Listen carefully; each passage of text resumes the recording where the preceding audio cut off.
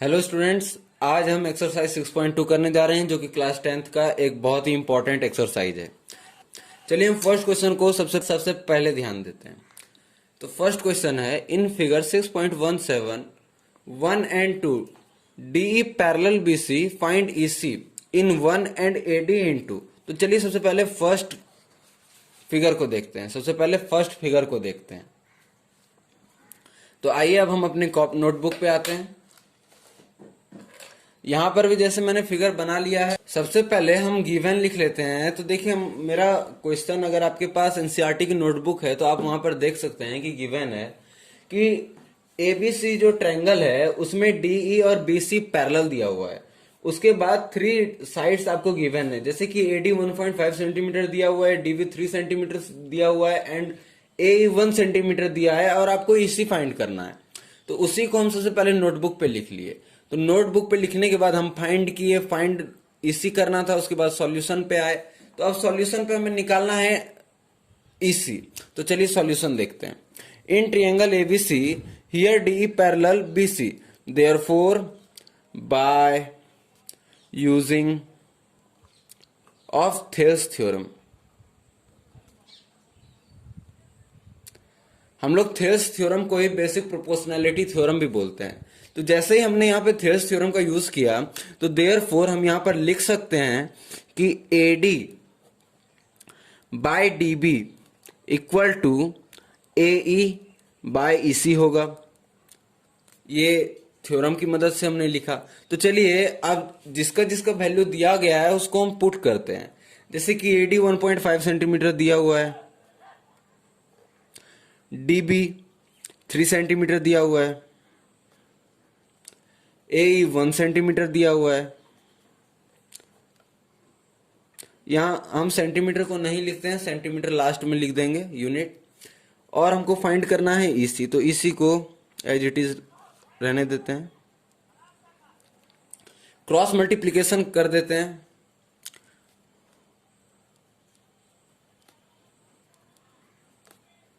Three उधर जाके 3 रह जाएगा। EC equal to 3 divided by 1.5, point उड़ाएंगे यहाँ 10 आ जाएगा।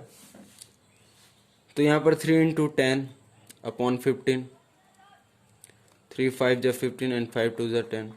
यहाँ से हम डायरेक्ट भी कटा सकते थे, 1.5 को 2 टाइम्स में 3 आ जाता है, लेकिन ये अच्छे से आपको क्लियर करने के लिए हमने यहाँ तक किया। तो अब देखिए हमारा ईसी कितना आया है। ईसी आया है,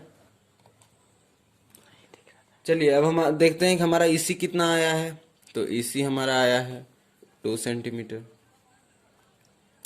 अब यहाँ पर हम दूसरे फिगर देखते हैं। तो चलिए अब नेक्स्ट पेज पे जाते हैं। तो सेकंड फिगर में भी हमारा डी पैरेलल सीबी दिया हुआ है और CD इक्वल टू 7.2 सेंटीमीटर दिया है, EB 5.4 सेंटीमीटर दिया है, AE 1.8 दिया है सेंटीमीटर। तो जैसे हमने फर्स्ट फिगर के प्रॉब्लम को सॉल्व किया वैसे हम सेकंड प्रॉब्लम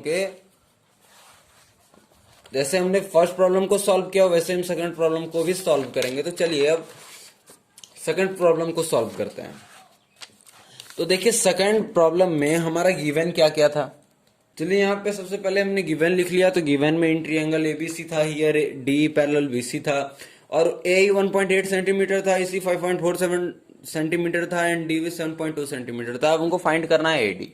तो सबसे पहले अब हम सॉल्यूशन लिखते हैं। चलिए सॉल्यूशन में सबसे पहले क्या करना है, इन triangle ABC,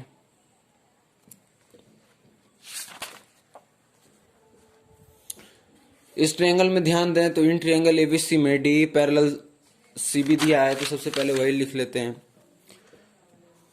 here DE parallel CB. जैसे गिवन में था वैसे हमने लिख लिया है।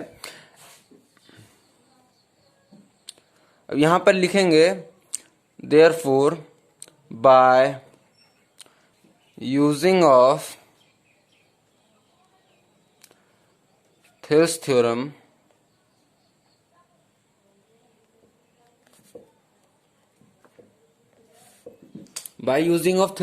क्या होगा, हर एक साइड्स का रेशियो सेम होगा। तो देखिए एडी बाय डीबी,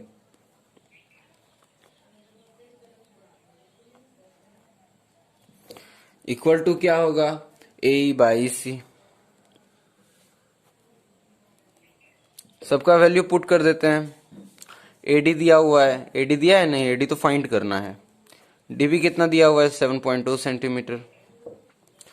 ए कितना है 1.8 है, और इसी कितना है 5.4 है। क्रॉस मल्टीप्लिकेशन कर देते हैं, या इसको सिंपली उधर कर देते हैं। एडी इधर रह जाएगा, 1.8 बाय 5.4 इंटू 7.2 कर देते हैं। तो देखिए, अगर सिंपली 18 का टेबल याद होगा तो 18 3 जा 54 होता है। इसको 3 टाइम्स में, और यहाँ पर देखिए 3 2 जा 6, 3 4 जा 12। तो since AD equal to 2.4 centimetre, और यही है आपका आंसर। तो चलिए, जैसे हमने इसी के साथ अपना फर्स्ट क्वेश्चन कंप्लीट कर लिया। आज के लिए बस इतना ही। अब हम अगले वीडियो में आगे चलेंगे।